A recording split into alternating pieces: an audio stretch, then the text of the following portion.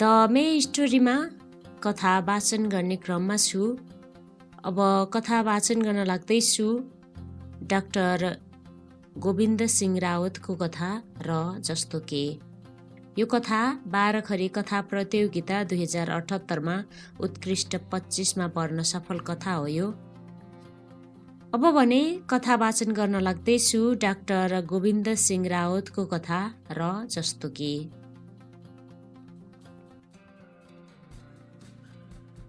आज हाम्रो सुहागरात। हामी एकअर्काको मायामा डुबुल्की मार्दै थियौं।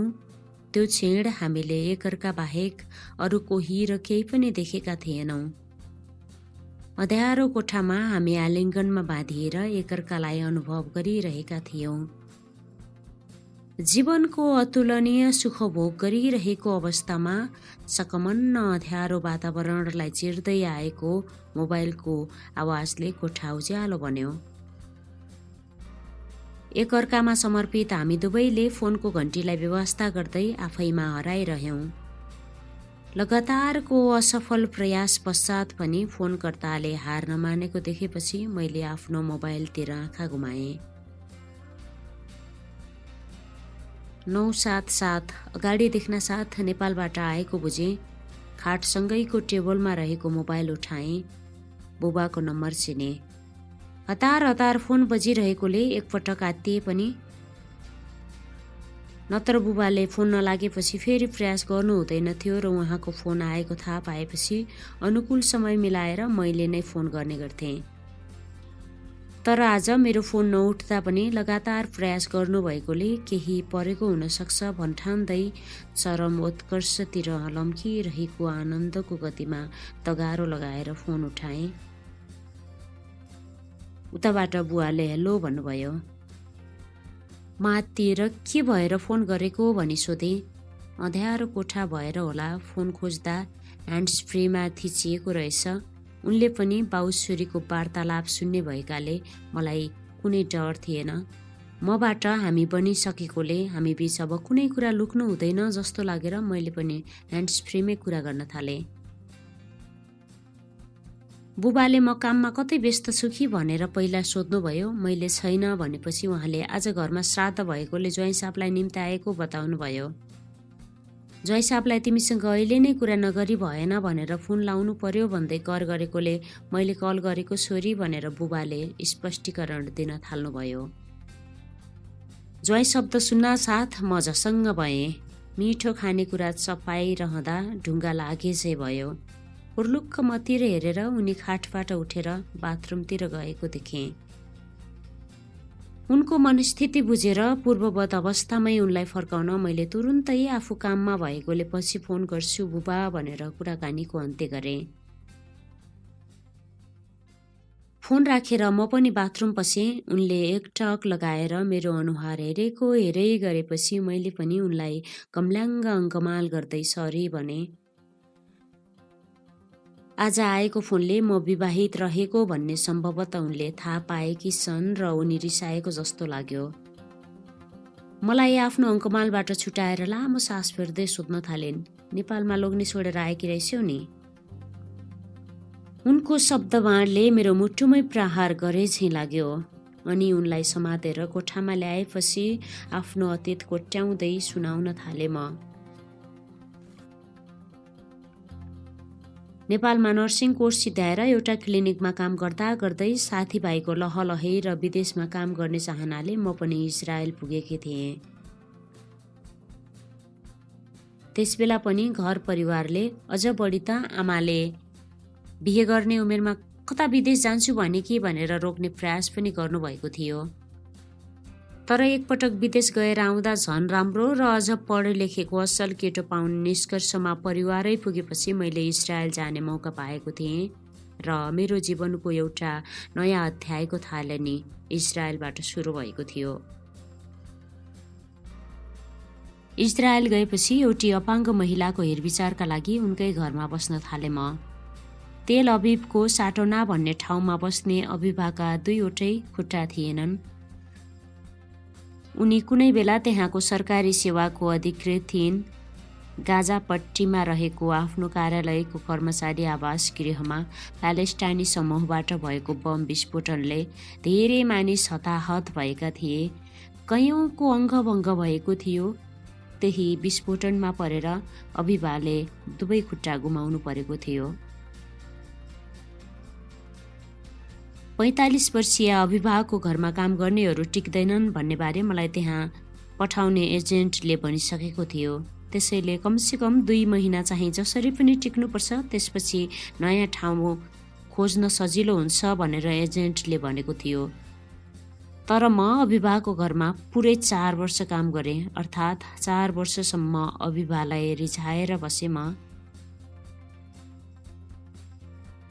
उनी बाँचिरहेकी भए सायद मैले इजरायल छोड्नु पर्दैन थियो।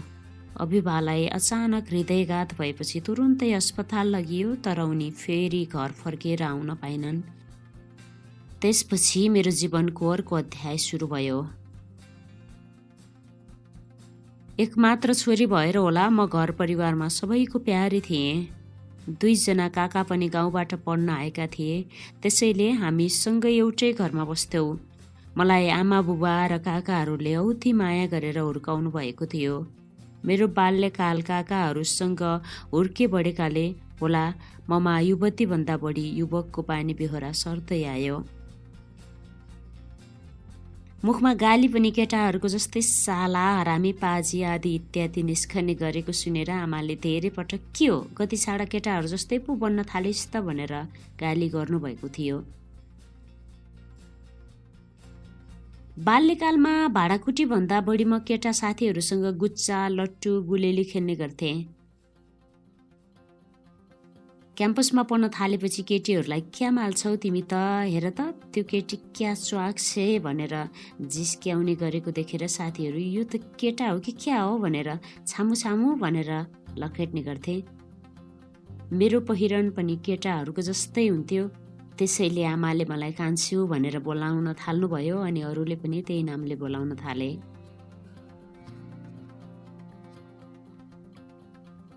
अभिभाको घरमा उनको हेरचाह गर्ने परिचारिका भएर गएपछि उनको बानी बेहोरा बुझ्दै जान थाले। उनलाई रिझाउने काम गर्न थाले। म त्यहाँ जानु अघि उनको हेरविचार गर्न 2 जना नेपाली, 3 जना फिलिपिनी र 1 जना थाई महिला नटिक्नुको कारण उनले नै मलाई सुनाएकी थिइन्। मलाई मन पराएर भनौँ वा मेरो कामबाट खुसी भएर हो, अभिभाले मलाई समय समयमा 1-200 देखि 400-500 सेकल हातमा राखिदिने गर्थिन्। मेरो काम घरायसीसँगै उनको नुहाई धुवाई, स्याहार सुसार गर्नेदेखि बाहिर डुलाउन लैजाने पनि हुन्थ्यो। उनको घरमै बसेर काम गरे पनि मैले बुधबार उनलाई बिहानको खाना खुवाएपछि साँझ 7 बजेसम्म अर्थात् 7-8 घण्टाको छुट्टी पाउने गर्थेँ। त्यसबेला नेपालबाट काम गर्न आएका साथीहरू भेला भएर कहिले पार्कमा त कहिले मलमा घुम्ने, गफगाफ गर्ने, नेपालको राजनीतिका विषयमा कुरा गरेर नेताहरूलाई सत्तो शराब गर्दै रमाइलो गर्ने गर्थ्यौँ। कहिलेकाहीँ त आफूले हेरविचार गर्ने अपाङ्ग र बिरामीको बानी बेहोराबारे कुरा काटेर दिन बिताउने गर्थ्यौँ। केटीहरू मात्रै भएर होला फोहोर फोहोर कुरा पनि हुने गर्थ्यो। कसैले त आफूले हेरविचार गर्ने बिरामी वृद्ध पुरुषले उसको गुप्ताङ्ग देखाउन लगाएर दर्शन गरे बापत 100-200 सेकल दिने गरेको कुरा समेत सुनाउँथे। तर मसँग अभिभाको बारेमा कुरा काट्ने प्रसङ्ग नै थिएन। त्यसैले धेरै जसो म 2-4 घण्टामै फर्केर आउने गर्थे। खै किन हो कुनी मलाई बढी समय अभिभासँग बिताउन मन लाग्थ्यो। म र अभिभा बिस्तारै बिस्तारै एकदम मिल्ने साथी बन्दै गयौँ। हामी गफ गर्ने, टेलिभिजन हेर्ने, बाहिर डुल्न जाने, रेस्टुराँमा खान जाने आदि इत्यादि गर्दै रमाइलो गर्ने गर्थ्यौँ। हामी बीच सम्बन्ध गम्भीर बन्दै जान थाल्यो। एक दिन नुहाइदिँदा उनका संवेदनशील अङ्गहरू धोइ पखाली गर्ने क्रममा खै किन हो मेरा औँलाहरू अलिक बढी सक्रिय हुन थाले र त्यसबाट आनन्दित भए झैँ अनुभव गर्न थाले। अचानक म झस्किएँ र आफ्ना औँला तानेर पानीले उनको अङ्ग पखाल्न थाले, तर अभिभाले मेरो हात समातेर आफ्नो गुप्ताङ्गमा राख्दै निरन्तरताका लागि आग्रह गर्न थालिन्। मैले पनि हामी बीच चलिरहेको क्रियाकलापलाई निरन्तरता दिँदै जान थालेँ। मैले मेरो जीवनमा पहिलो पटक एउटा बेग्लै प्रकारको आनन्द महसुस गरिरहेको थिएँ। अभिभाका हातका औँलाहरूले पनि मेरो शरीरका संवेदनशील अङ्ग खेलाउँदै जाँदा त्यसबाट आनन्दका तरङ्गहरूको वर्षा भइरहेको अनुभव हुन थाल्यो। त्यो आनन्दमय कर्मपछि धोइपखाली गरेर अभिभालाई ओछ्यानमा ल्याएँ। त्यस बखतसम्म पनि हामी दुवै एकअर्कामा बाँधिएका थियौँ। मालिक र कामदारको पर्खाल भत्काउँदै हामी प्रेमी प्रेमिकाको सम्बन्धमा उक्लिएका थियौँ। बाहिर अँध्यारोले आधिपत्य जमाउँदै गएको पनि हामीले थाहा पाएनौँ। हामी बीच अचानक सुरु भएको यो नौलो सम्बन्धले निरन्तरता पाउँदै घनिष्ठता बढाउँदै जान थाल्यो। हामी बीच आत्मीय सम्बन्ध गाँसियो। अभिभाको बलियो सहारा पाएपछि मेरो जीवनको नयाँ अध्यायका पाना पनि थपिँदै जान थाल्यो। अभिभासँग बसुन्जेल मलाई भोलिको चिन्ता भएन। उनीसँग बसेको 4 वर्षको अवधिमै आमा धेरै बिरामी पर्नुभयो भन्ने सूचना आएपछि एकपटक नेपाल गएको थिएँ, तर मलाई नेपाल बोलाउनका लागि आमा बिरामी परेको झुटो सूचना दिएका रहेछन्। आमा बुबा र दाइ भाउजू मलाई बिहे नगरी फर्कन नदिने भनेर जोडबल गर्न थाले। तीव्र दबावपछि परिवारले रोजिदिएको केटासँग बिहे गरेको 5 दिनपछि म इजरायल फर्किएको थिएँ। मेरो लागि त अभिभा नै सबथोक थिइन्, तर हामी बीचका रमाइला दिनहरूले निरन्तरता पाउन सकेन। क्रूर कालले मेरो अभिभालाई मबाट चुडेर लगिदियो अनि एउटा रफ्तारमा चलिरहेको मेरो जीवनको गाडी अचानक दुर्घटनामा पर्यो। त्यसपछि म नेपाल जानुको सट्टा यहाँ आएँ। अभिभासँगको आत्मीय सम्बन्धले ममा एक प्रकारको ऊर्जा थपिदिएको थियो। मलाई उनी अत्यावश्यक मानिस लाग्न थालिसकेको थियो। त्यसैले उनको अनुपस्थितिले ममा एक्लोपनको आभास हुन थाल्यो। म आफैलाई भित्रभित्रैबाट अभिभा बिनाको जीवन अपूर्ण र रित्तो महसुस हुन थालेको थियो। 1 महिना त मलाई अभिभाको सम्झनाले खुबै सतायो। आमा बुबा र दाइ भाउजूले धेरै पटक नेपाल फर्कन अनुरोध गरिरहनु भयो। कैयौँ पटक त उहाँहरू मसँग रिसाउनु पनि भयो, तर म आफूलाई पुरुषको आधिपत्य भएको घरबाट टाढै राख्न चाहन्थेँ र विभिन्न निहुपारी घर फर्कनबाट आफूलाई जोगाइराखेँ। इजरायलमा काम गर्ने भिसाको अवधि बाँकी नै थियो। म नेपाल फर्कन चाहँदैनथेँ, तर इजरायल बसिरहँदा अभिभाको सम्झनाले गाह्रो हुँदै जान थाल्यो। इजरायलबाट एजेन्टले धेरै नेपाली र फिलिपिनोलाई काम गर्न वर्क पर्मिटमा क्यानाडा पठाउने गरेको थाहा पाएँ। त्यसपछि मैले पनि नेपाली एजेन्ट पदमसँग सम्पर्क गरेर क्यानाडा जाने प्रयास गरेँ। इजरायलमा भन्दा क्यानाडामा राम्रो पैसा कमाइन्छ र केही वर्ष काम गरेर उतैको बासिन्दा भएर बस्न पाइन्छ भन्ने थाहा पाएँ। कतिपयले त शरणार्थी भएर बसेको कुरा पनि मलाई पदमले फारम भर्नु अगाडि सुनाएको थियो। 5,000 अमेरिकी डलर तिरेर वर्क पर्मिट मिलाइदिने र क्यानाडाको भिसा पाउनका लागि 7 वर्षको छोरा समेत भएको बेहोरा उल्लेख गरी पदमले फारम भरिदिएको थियो। अभिभा बितेको लगभग 4 महिनापछि मैले इजरायल छोडेँ अनि वर्क पर्मिट लिएर क्यानाडा पसेँ। टोरन्टोमा एकजना भारतीयको घरमा काम गर्न थालेँ। वर्क पर्मिटको शर्त बमोजिम म लिभ इन केयर गिभर थिएँ, त्यसैले उनीहरूसँगै बस्न थालेँ। बिस्तारै बिस्तारै इजरायलबाट आएका मानिसहरूसँग सम्पर्क हुन थाल्यो। हामीले मिलेर एउटा अपार्टमेन्ट लियौँ अनि बिदाको दिन भेटेर रमाइलो गर्ने ठाउँ बनायौँ। रमाइलो गर्ने क्रममा बियर र वाइन पनि पिउँथ्यौँ हामी। मलाई वाइन पिउन अभिभाले सिकाएकी थिइन्। अभिभा त सधैँ वाइन पिउने गर्थी। उनीसँगको समीपताले मलाई पनि वाइनको लत लागेको थियो। टोरन्टोको बसाइमा मैले व्यक्ति स्वतन्त्रताको अर्थ बुझ्न थालेको थिएँ। यहाँ नागरिक अधिकारसँगै मानवीय भावनाको पनि कदर हुने गरेको देखेँ। महिला अधिकारसँगै तेस्रो लिङ्गीहरूको अधिकारका बारेमा थाहा पाउँदै गएँ। ममा समलिङ्गी प्रतिको आकर्षण सानैदेखि नै रहेको थियो। युवक प्रतिको चाहना र आकर्षण कहिल्यै पलाएन। धेरै पटक केटा साथीहरूबाट मित्रता र प्रेम प्रस्ताव नआएका होइनन्, तर म प्राय केटाहरूको सामिप्यबाट टाढै बस्ने गर्थेँ। अभिभासँगको सम्बन्धले म भित्रको समलिङ्गी प्रतिको आकर्षण र आवश्यकता प्रष्टिएको थियो।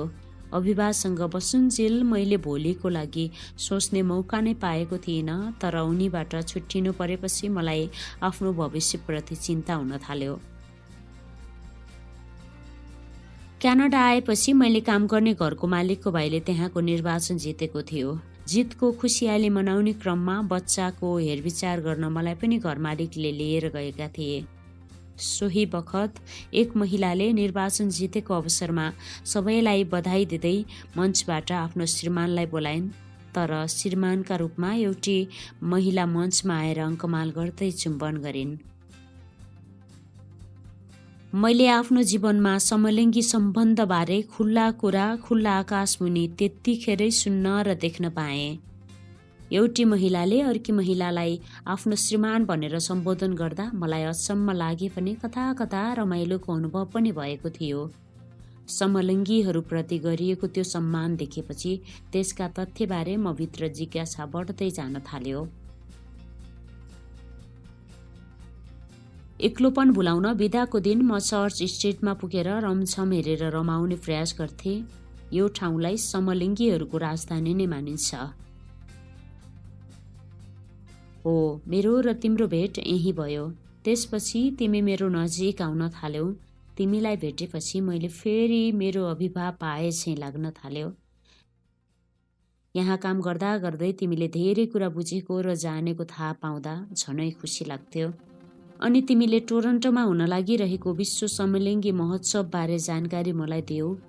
यस ऐतिहासिक महोत्सवमा विश्वका विभिन्न राष्ट्रबाट आएका समलिङ्गीहरूको सामूहिक विवाह हुने कार्यक्रम पनि तय थियो। सोही कार्यक्रममा मसँग विवाह गर्न तिमीले प्रस्ताव राखेपछि मैले नकार्नै सकिनँ अनि हामीले विश्व प्राइड डेका दिन 113 समलिङ्गी जोडीसँगै जीवनभर एकअर्काको साथी बनेर रहने बाचा गर्यौं। मैले आफ्नो अतीत उनलाई सुनाएँ, एक अक्षर पनि नलुकाए।